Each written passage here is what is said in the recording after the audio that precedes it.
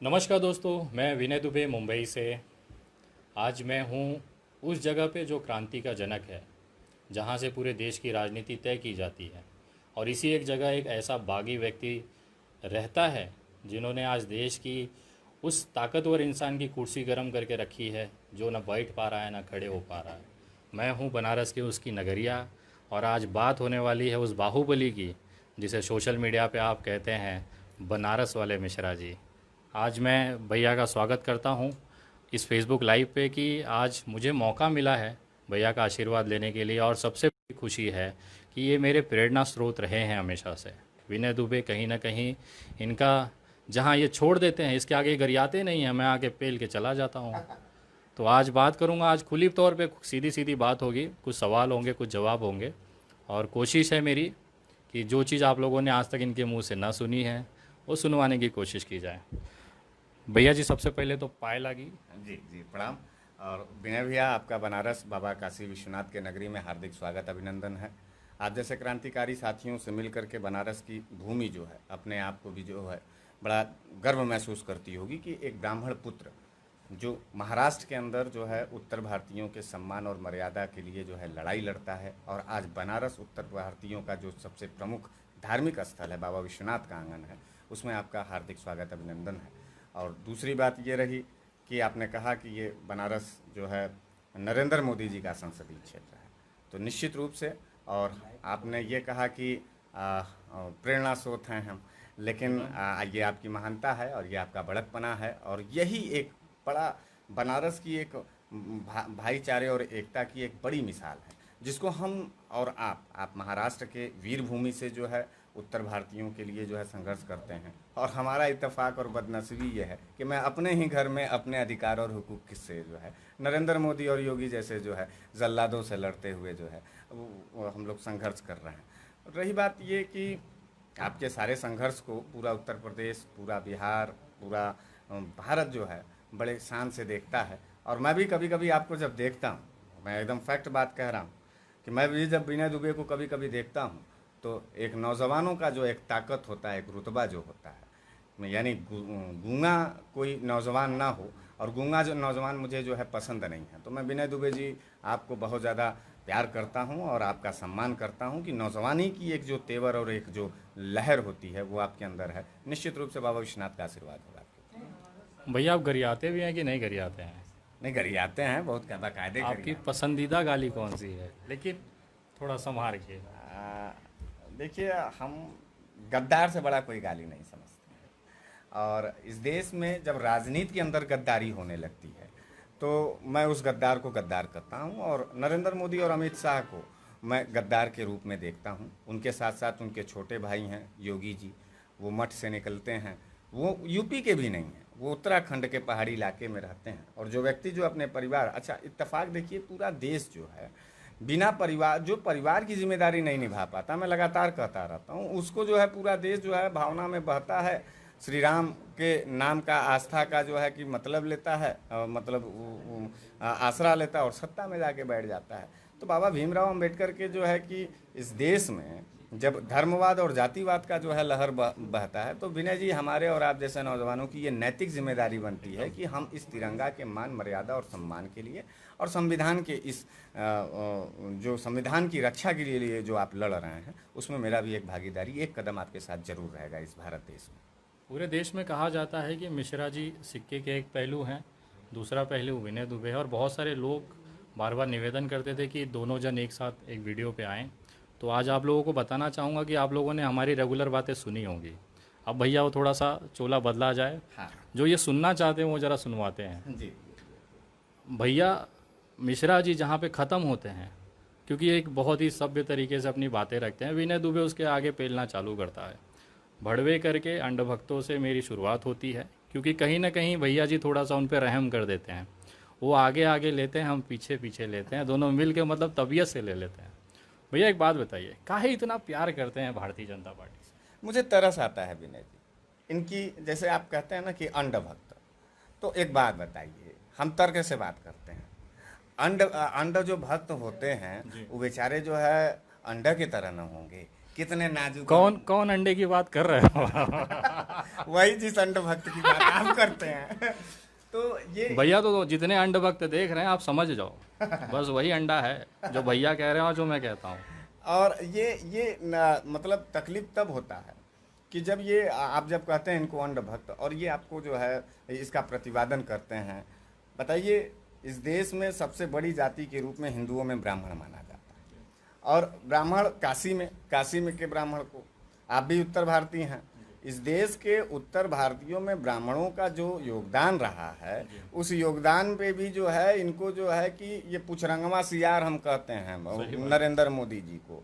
क्योंकि देखिए, जो व्यक्ति अपने परिवार, अपने बाप, अपने घर परिवार की जिम्मेदारी नहीं संभाल पाया, वो 56 इंच का सीना लेकर के जो है भारत में जो है घूमता है और कहता है कि जो है कि मैं पूरा देश बदल दूंगा। देश बदलने की तो बात थी भैया, सीना है कि पिछवाड़ा है? उसका पिछवाड़ा भी नहीं कहा जा सकता है। पिछवाड़ा भी नहीं। पिछवाड़ा भी अगर उस आदमी का होता तो गलवान हमारा होता, सीधी बात ये है। चापे रहा। हाँ, तो अगर 56 इंच का नरेंद्र मोदी जी का कुछ भी नहीं है, और जो भी लोग होंगे 56 इंच जिसको दिखाई देता होगा वो जो है वही आपके अंड भक्त वाले लोग होंगे जो है। मुझे लगता है उनका हाइड्रोसिल का ऑपरेशन करना पड़ेगा जल्दी।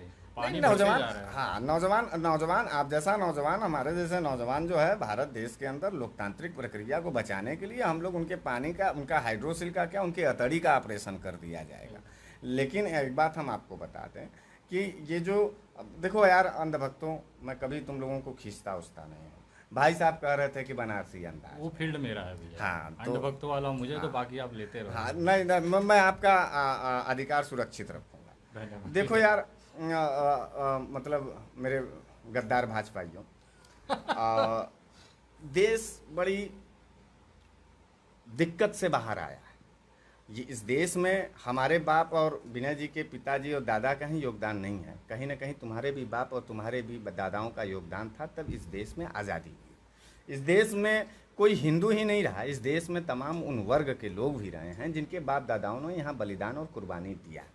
अब अच्छा, मुझे गर्व ये है कि मेरा बाप दादा सावरकर नहीं है, विनय जी गोलवरकर नहीं है, माफीबाज नहीं है हमारे खानदान के लोग। शायद आपके डीएनए में सावरकर और जो है गोलवरकर जैसे गद्दारों का खून नहीं है, इसलिए आपके अंदर जो है क्रांतिकारिता है और आप सरकार और शासन से अपने वाजिब सवाल पर जो है सवाल करते हैं। और ये लोकतंत्र की बहुत बड़ी खूबसूरती है। जिस देश में आप देख लीजिए, अब वो किम जोन वाला देश, वो कौन सा, नॉर्थ कोरिया है कि कौन सा है, तो मोदी जी ये नॉर्थ कोरिया नहीं बन सकता भारत, ये सपना अपना देखना छोड़ दो यार। और फिर दूसरी बात ये है कि जो है कि ट्रंप जैसा अमेरिका ये नहीं बन सकता। यहाँ विविधता है, और विविधता में जो है जिस तरीके से हमारी पूरी भारत की एकता और अखंडता है उसको हम लोग जारी रखते हैं। विनय जी, आप भी प्रयास कर रहे हैं। आप देखिए, उत्तर भारत से जा करके बिहार और महाराष्ट्र के अंदर एक बड़ा मूवमेंट करते हैं। आपका अपराध क्या था? हम लोग पूरे देश के अंदर आपके टीवी चैनल पर देख रहे थे, बड़ा दर्द हो रहा था। आपका अपराध यही था ना कि आप उत्तर भारतीयों के उन गरीब मजदूर महिलाओं और बच्चों को सुरक्षित जो है ट्रेन के द्वारा उनके घरों पर भेजना चाहते थे। आपने कहा कि हम अपने खर्चे से आपको लेके जाएंगे। आपने तो भीख भी नहीं मांगा नरेंद्र मोदी जैसे दलिद्र सरकार से। ये वो दलिद्र सरकार है जो महिलाओं का सैनिटरी पैड भी जो है नीलाम करने से बाज नहीं आए। बच्चों का जो है पोकी पैंट जो उसको कहा जाता है, उसको भी ये जो है कि देखिए मेरे मुंह से निकल गया तो उसको भी ये बेचने से बाज नहीं आएंगे। अच्छा, दूसरी बात ये है कि जिन भाजपाइयों को अपने माँ बहन की इज्जत का फिक्र नहीं होगा, वही जो है दूसरे की माँ बहन की इज्जत को उठा। सफूरा जरगर के लिए आप भी बोल रहे थे, हम भी बोल रहे थे।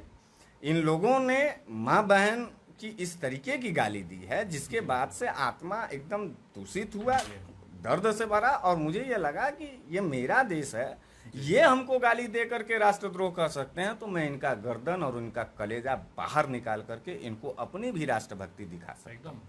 और मुझे ये उम्मीद है कि साले भोसड़ी वाले है भी इसी के लायक, निश्चित रूप से। और हमारे के यहाँ तो जो है कि मतलब कि कहा जाता है एक तो हराम ज़्यादा। हराम का ज़्यादा जानते हैं क्या होता है विनय जी? हराम का ज़्यादा ये होता है कि जिसका ना माने हरामी में पैदाइश के। तो ये भारतीय जनता पार्टी के जितने कार्यकर्ता हैं, अच्छा इनके माथे पर देखेंगे जो इनके गर्दन में जय श्री राम का वो रहेगा।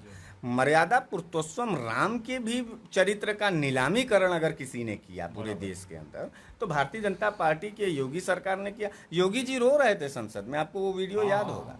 और योगी जी जिस तरीके से उत्तर प्रदेश में आपने 200 ब्राह्मणों की हत्या कराई है, उसके लिए मैं आपको साफ साफ, विनय दुबे जी हमारे भाई हैं, अब वहीं एक तो विकास दुबे का टेलर देखे हैं, दिमाग खराब करोगे तो दूसरा विनय दुबे का भी टेलर देखोगे। हम लोगों को जीने होने की ज़्यादा खुशहाली नहीं है, और सस्ती ज़िंदगी जीने से बेहतर यह है कि महंगी मौत के लिए विनय दुबे संघर्षरत हैं, हरीश मिश्रा संघर्षरत हैं, उसमें कोई दिक्कत की बात नहीं। लेकिन आपको हम बता दें योगी जी, और जो वो ब्राह्मण परिवार, आपको एक बात और बता दें विनय जी, आपको जो गाली सोशल मीडिया पर ब्राह्मणों के आईडी से मिलती है, ये IT cell Bharatiya Janata party का फर्जी आईडी होता है, जो पांडे, मिश्रा और तिवारी लगा करके हमको गाली देते हैं। और निश्चित रूप से ये पूरी आईटी सेल भाजपा की जो है कि हम लोगों को जो है खिलाफ अपना वो करती है। आपने क्या कहा? आपने कहा कि मैं डॉक्टर कफील का जमानत पढ़ूंगा। आपने कौन सा गलत किया? नरेंद्र मोदी जी न कह रहे थे कि डॉक्टर इस देश का जो है भगवान होता है, तो विनय दुबे अगर प्रधानमंत्री की भी बात मान करके जो है अपने इस धरती के भगवान के लिए कर रहा है, तो तुम काहे गाली देते हो? तुम्हारे जो है मुरली मनोहर जोशी जी की बेटी जो है मुसलमान से शादी करे, और जो है मोहन भागवत जी की भतीजी जो है कि शादी कर ले मुसलमानों के यहाँ। नकवी साहब किसके दामाद हैं, मैं पूछना चाहता हूँ। शाहनवाज हुसैन जी किसके दामाद हैं? इनके घर की जो बेटियां हैं वो मुसलमानों के यहाँ जाएं, और हम और आप मुसलमानों को अपने गले न लगाएं, यही इनका जो है तड़पड़ाहट है। तो इस देश की लोग, मतलब ये मामा बन जाए चल जाएगा। हाँ, और हम उनको मिठाई भी ना खिलाएं ईद में। हाँ हाँ, ये नहीं, अब इनको ये जो है जीजा बनाएंगे साफ साफ। हाँ, मने शाहनवाज हुसैन हिंदुओं के जीजा हो सकते हैं, लेकिन हमारा पड़ोसी शाहनवाज हुसैन नहीं हो सकता। हम ईद और दिवाली एक साथ नहीं मना सकते।